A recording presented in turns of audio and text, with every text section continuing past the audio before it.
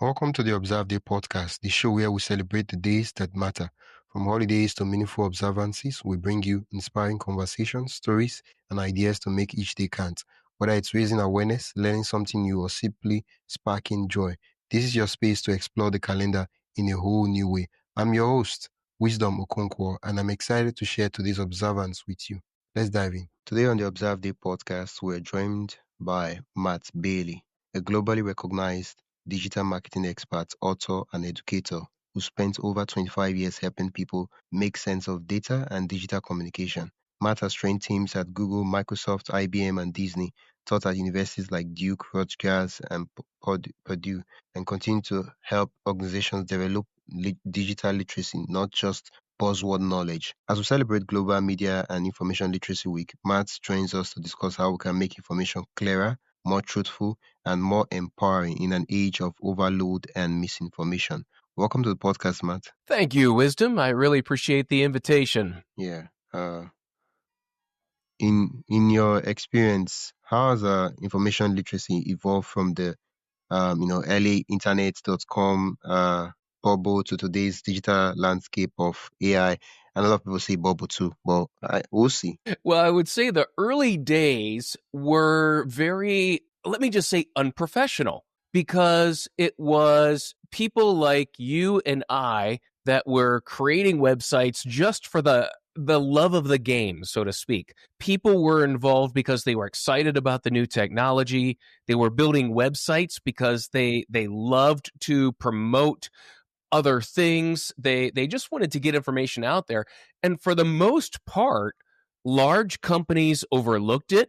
They weren't involved. Advertisers were very slow to get into the internet. And so it was a very grassroots development. And now you move forward where over the past, especially the past 10 to 15 years, more advertisers have come in. More big businesses have come in. And so now we've got the professional websites. Now we have social media, and the whole, even the promise of social media has changed.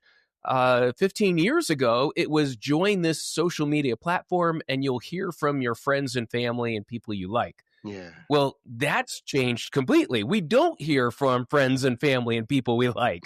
We see professional content, Yeah.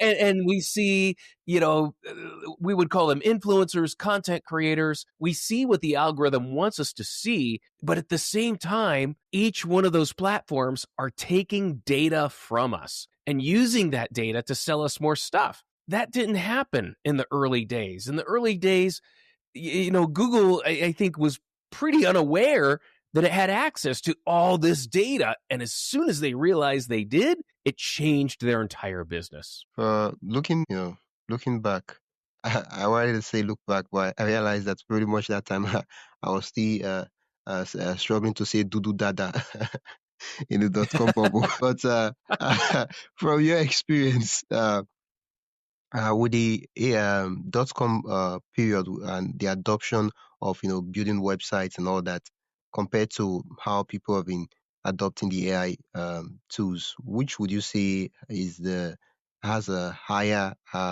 adoption rate? Well, I see people adopting AI tools, and I'm watching the rates of it. It has it depending upon who you talk to, because the adoption rates are high, but yet when you look, especially at ChatGPT, when you look at their usage rates, it is highest during school. When school is out, students stop using it, and they see dramatic declines when universities are out and school is out. And so, when they say that usage is growing in companies and businesses, it doesn't really follow the data that we're seeing. We're seeing that students are using it. Some businesses are using it and are adopting it. But for the most part, people are still learning how to use AI. The same way that people had to learn how to use Google. For many years, the top search on Google was google.com. Yeah. People were using Google to find Google. Find Google. Right. And so we're in that stage right now where people are still and I used to say this about companies that if you wanted to integrate a new software or you wanted to change your workflow, you had to do it every day. And if you don't do it every day, then you're not going to adopt it. So people are still wondering, should I use it? Should I not? How do I use it? What's the best way to use it? There's still a lot of questions going on with AI. Yeah. Well, you know, what are some of the biggest misconceptions people, especially businesses, have about understanding data and information online? Well, I think for businesses, businesses, I think, are in a race to collect as much data as possible.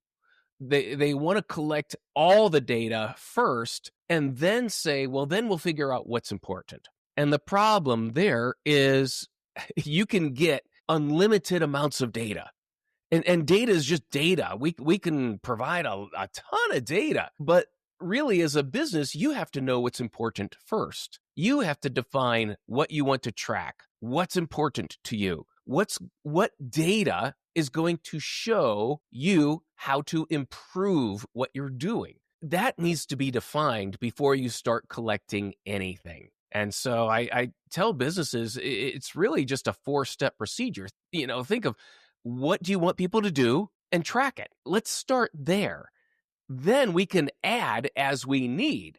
And but the most important thing is to figure out what are the 4 most important things you want to track on the site, and then we'll do that. So don't be so focused on the data. Be focused more on your business process, and then we'll build a model around that. I think most businesses and people, they approach information data with the constraint mindset, right? It's like instead of asking yourself, "What am I going to eat today?" You say, "Okay, we eat." So, what's an example of pizza, right, or pasta? And you're like, okay, Right. how do I eat pasta? Okay, let me check the fridge if there's anything to prepare for it, or I just order one online, right? But most of the people, what Yes. they do is they'll go into the fridge, they open the fridge, and they're like, okay, what's in the fridge now?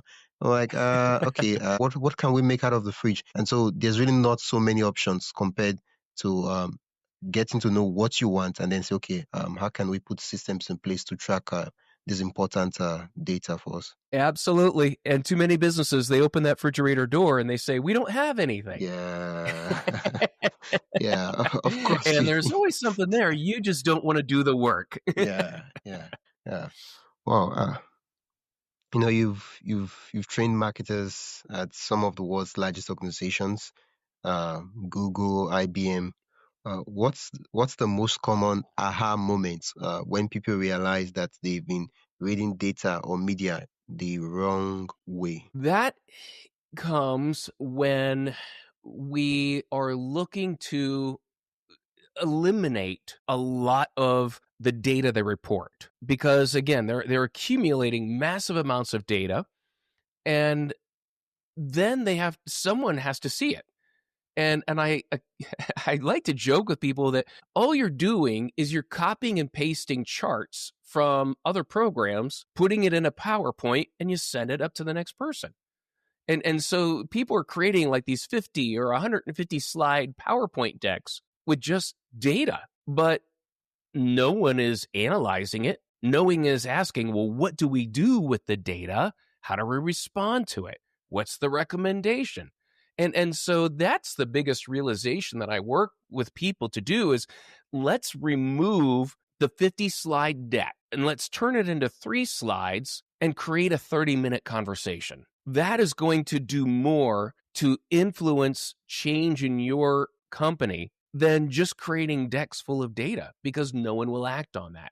And so I work with them to focus more on let's find the story in the data and let's focus it on an area that we know we can measure, we know we can change, and we know that we can estimate an impact if we change it. And so by just focusing that message internally, they can make massive, massive improvements to their company. Oh, I feel like recently I was having a conversation, totally different field about productivity and all that, and there are days when you wake up and you just spend 1 or 2, 3 hours working on 1 or 2 things, and you absolutely crush those one or two things. And even though there are like 40, 50 other things on your to-do list to do, you feel like you've conquered the world. You feel like you've cured cancer because those things are so important. And there are also days where you complete 50 things on your to-do list and you start wondering, what exactly did I do with today? I just wasted a day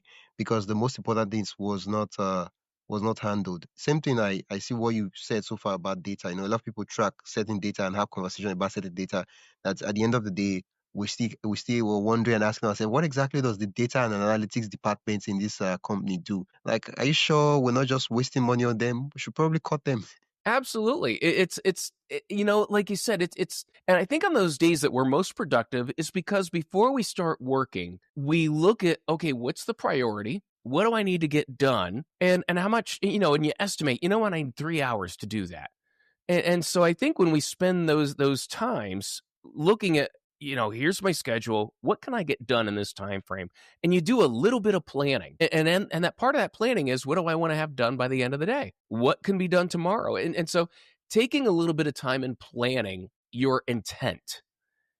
And that's the same way, working with businesses is, if you're working with a team or you have to make a presentation, rather than just start building slides, take a few minutes and figure out, who are you talking to?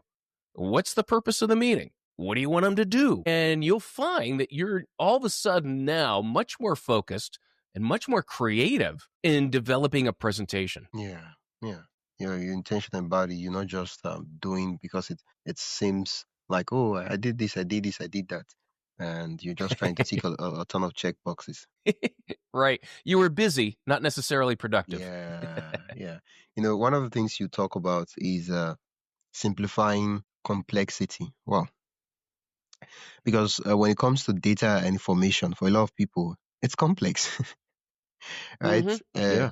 Uh, for me, I'm curious, why do you think that clarity in communication, is uh, such a rescue in this digital world? And is it that it ought to be complex, or is it that it's just unnecessarily complex, or there are just things that they're really complex and there's really no need to trying to simplify them? Well, I will say that a couple different areas. Yes, it's complex. I got my start in search engine optimization, building websites, ranking in Google, and to me, it was always very simple. And part of that, I would say it's my journalism background that I always look for the story. And then I want to break that story down in understandable parts. And I want to relate it to people who maybe don't have a technical background. Yeah, And so that approach helps break things down. But then on the other side is we're dealing with, like, for example, social media platforms that make things so complex. For example, the terms of service. and yeah, and you can't have an account unless you agree to the terms of service. exactly. And so part of what I do is explain to people, here's what you're agreeing to. Here's what's going to happen when you agree to the term of service. I dealt with a lot of companies that I showed them the terms of service, and their legal department would have never agreed had they read it. Oh, And so we're dealing with companies every day that are trying to make things more complicated so that people don't ask questions. That's what happens when you overcomplicate something, is that people are afraid to ask questions. before we dive deeper, I'd love to invite you to join the Observe Day newsletter. Every week, I send you highlights of upcoming observances, creative ways to celebrate, and behind the scenes extras from the shows. It's the perfect way to stay inspired and never miss a meaningful moment. Sign up today at observeday.com/join. That is observeday.com/join. Now, let's get back to the conversation. They Yeah. don't want to look stupid. They don't want to feel left out. And so half of this battle that we have, for with media literacy and information literacy is, do we understand the platforms that we use to deliver that information and how they work? And so being able to simplify how they work is critical for literacy. I feel like sometimes these companies, they just make these things complex to intentionally confuse people.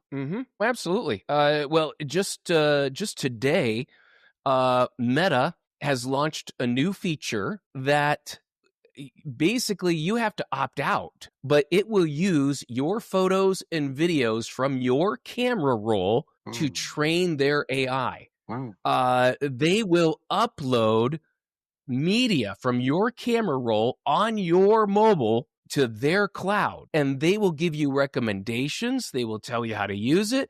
They will analyze face. They even say that they will analyze facial features. I mean, it's just amazing what they are doing to their users. It's in my opinion, it's criminal what they are doing, because this is extractive capitalism. Yeah. This is extracting natural resources from your well, we're not the customers. Yeah. We Well, the get it for products. free. Yeah. So we're the product. Yeah. Yeah. But this is just a bold move that now we're going to take your photos and videos and you have to opt out of that.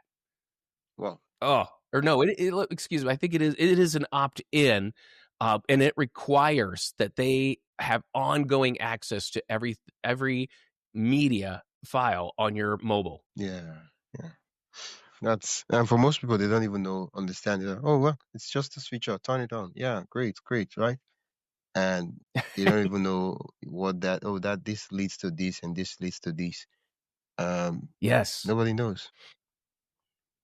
Yeah. I feel like, So there are lots of features that lots of things, especially in our social platforms, that once you explain to someone, here's what they're doing. It really it shocks people. yeah, yeah. I think probably in an age or time, we might get to a place where there might be an AI tool or a system that goes through some of these apps and terms and conditions, and why you just before you sign in, you need to analyze it for you, break it down for you, and tell you, oh yeah, this is what you're signing in up to. You're basically signing your life away. Do you really want to do that? Yeah. And you're like, oh yeah. So people know what they're getting into, but right now we don't really have that. Hopefully, someone comes up with such an idea for an AI too. That would be great. Yeah. I mean, the Apple Store does something similar, that if you want to download an app, it will tell you this app is going to want to access this information. Your personal information will be used. So it lists what the app wants to access. So now you at least have a little bit of knowledge about how deep that app is going to embed itself in your phone and what it's going to have access to. But at the same time, people give access to apps to their phone, their camera, their contacts, and they don't think twice about it, Yeah. which which is a problem. You're like, oh well, what's there? It's not really a big deal. There's really Yes. nothing there. Uh, Before I ask my next question, uh I'd love to set a premise, right? I think Hmm. yesterday or day before yesterday, I really don't know the exact day, but depending on the time zone, Amazon AWS, Yeah. that was bloody. And I Oh, saw statistics that 65% of podcasts, right, hosted on Amazon AWS, right? So which means that yeah. for the time while it wasn't working, 65% of podcasts were not accessible. And I was like, wow. And the Yep. reason I bring that up is we're talking about global media literacy and all that. For most, it's hard to trust companies because governments and companies, for starters, they were affected too. Because a lot of Amazon AWS is like the big name. It's hard Hmm. to trust when the data, the information is not what's the word? It's you can't access it when you want it. It's hard to Yeah. trust such companies and things like that. For most people, they really don't know what went wrong, but for the rest of us, we do. Yeah. Yeah. I mean, AWS, yeah, like AWS is 30% of the internet. Wow. So you had payment systems down, you had gaming down, you had podcasts. Like, I think Canva was down. Business tools. So maybe a single point of failure. We really don't know. But I think you hit on something there, that over the next couple of years, the biggest issue is going to be trust. Yeah. That, can I trust that my data is safe? Can I trust that the services I pay for will be there? But even deeper than that, is, can I trust what I see? Oh, And I like AI and I use it. But what bothers me, especially in the past couple of years, we've had more fake stories, fake influencers, fake video. There was about the AWS, there was actually a fake headline that said Amazon uses what? Like, I think it said like Amazon uses AI for 70% of its coding, oh, which that was a fake headline, but it got tweeted by Elon Musk. So now you okay, well that was a fake headline, but it's going around Twitter. What do I trust anymore? Can I trust the news? Can I trust the headline? Can I trust this video? This yeah. is what's going to hurt I the internet experience moving forward. I don't know if you been opportune to read the book 1984 by George Orwell, Oh yes, where yes. they talk about big think, and I think we'll get to some points where even our past records of history and all those things we'll get to a point where they'll be rewritten, and you're like, well, I was there when this thing happened. I saw Mr. President. He shook the hands of this person, and this was what happened. I was like, I was in the event, and you're saying in the write up and every other places where the records are kept that this is what happened, and you start wondering, am I crazy? Is something wrong with Right. me? But I saw this thing Yeah. 2 days ago. What happened? What am I missing? Right? I think we'll get into that point. I really don't know how we'll cope in such a world. hmm everything is different now because I can't trust what I see. And over the past year I've been amazed at how much fake news, and a lot of it is because of AI, has enabled this to happen. We have fake influencers that showed up at Wimbledon, and they are followed by tens of thousands, if not hundreds of thousands of people. And it's just amazing to me that there's an acceptance of it on some part, but on the other part, this is so damaging to trust, and Mm. and that's what relationships are built on. Yeah. I think in this day and age, trust is becoming important more than ever. And also, hmm we're redefining what trust means from what it traditionally meant. Yeah, yeah, absolutely. I mean, this is when you can't believe what you see. Then where do you go for information? Yeah. Uh, and think about it. It's going to happen because as people share content, when they find out that what they shared was faked, how do you think that's going to affect their behavior? Are they going to be as willing to share something again, not knowing if it's real or fake? So this is going to change our behavior, and it's going to change it very quickly.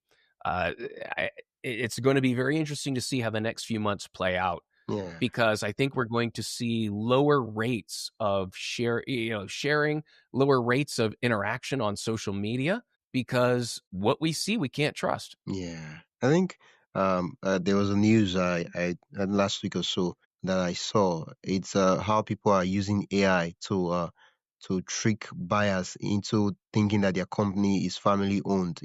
It's like it's being produced by grandma at home, and people who part of their value is to support independently family owned run businesses. They are tricked into buying products from these companies only to realize they've been fooled. They've been lied to, and hmm they have this pretty justif- pretty pretty clear image that you start wondering, wait, it looks so true, of the grandma doing the thing and all that, and the long epistle of stories, and Yeah. I was like, wow, we're getting close. Absolutely. Yeah.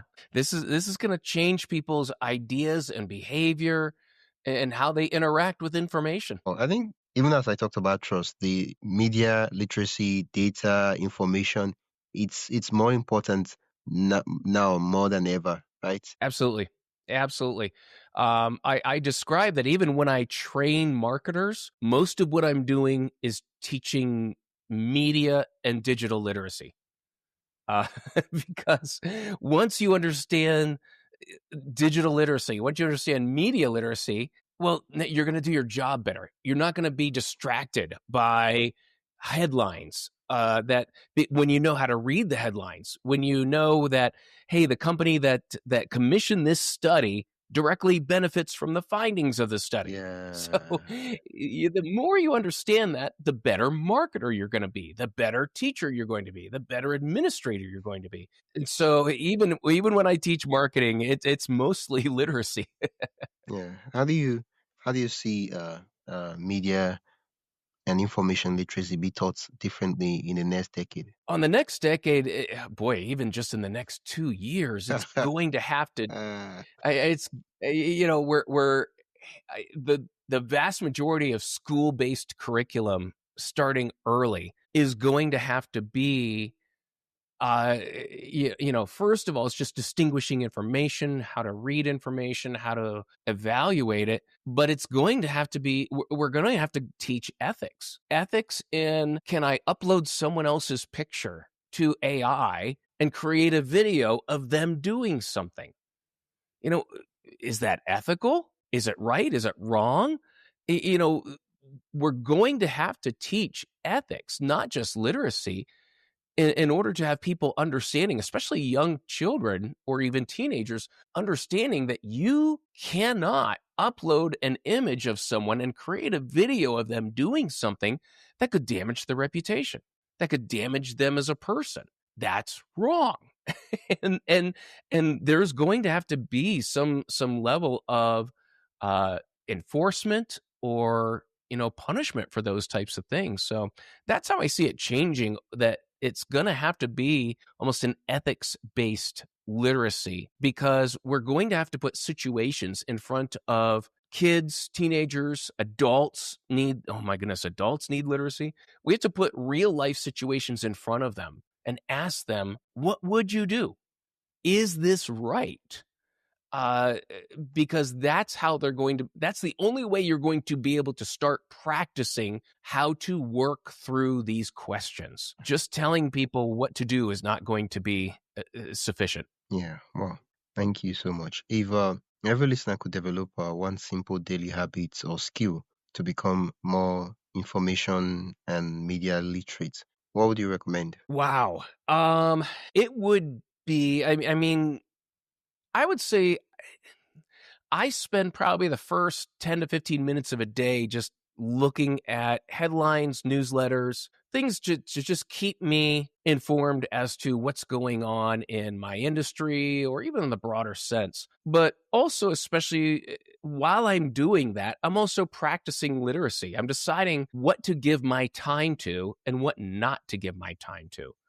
And as I read through articles, newsletters, or anything like that, it it just becomes a practice to, who is this author, where are they coming from, and the authors I get, I read a lot, I start to understand what they believe and what their point of view is and why they're writing that way, so I can use that when I read their content. As I discover new authors or new things, then it becomes a practice to get to know where are they coming from and how do I deal with that? How do I process that information? So it is a daily thing. And I would, whenever you're reading or on social media, develop a set of practices to walk through.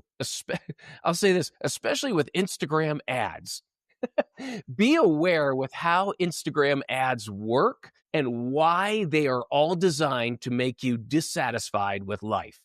Oh, When you understand those principles, uh, you will be able to resist the Instagram ads.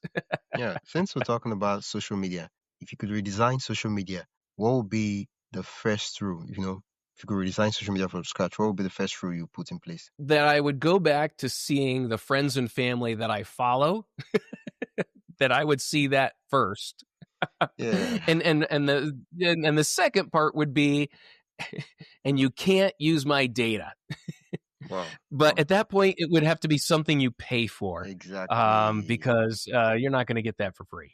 Yeah. It's really hard. At least there's the idea. WhatsApp style like something like that. There. Meta bought it from there, and WhatsApp. We know well, it's making some trends, it's making some progress, and hopefully it doesn't turn out the way we'd expect. But what can we say? Yeah, I think we're going to see some smaller social media sites pop up. Um, and maybe even some self-hosted networks where you create your own network. It lives on your own cloud. It's the people you invite, but I think we're going to see smaller networks that are maybe more focused on privacy and data protection. And this is sort of the history of social media. We see big companies, and then we see it splinter, and then we see big companies, and then it splinters again. And so we're heading into a phase of things splintering. And I think the big companies running it, they're still going to be around. But for those that understand literacy, media literacy, information literacy, they're going to be looking for networks of real humans and the ability to connect with the people that I want. Yeah, well, thank you so much, Matt.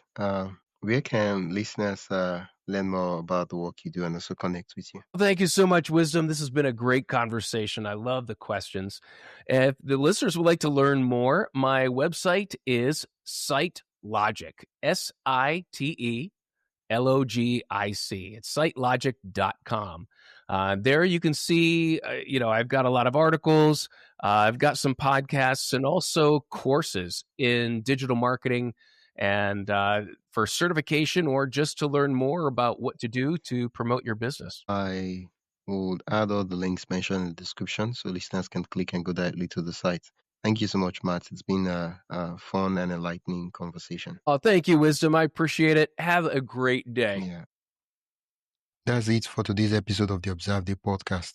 Thank you for spending your time with us as we explore today's observance. If you enjoyed this episode, be sure to subscribe wherever you listen to podcasts and share it with a friend who'd love to celebrate life special days too. Don't forget to join the newsletter at observeday.com/join for more observance stories, tips, and updates. Until next time, keep finding meaning in every day.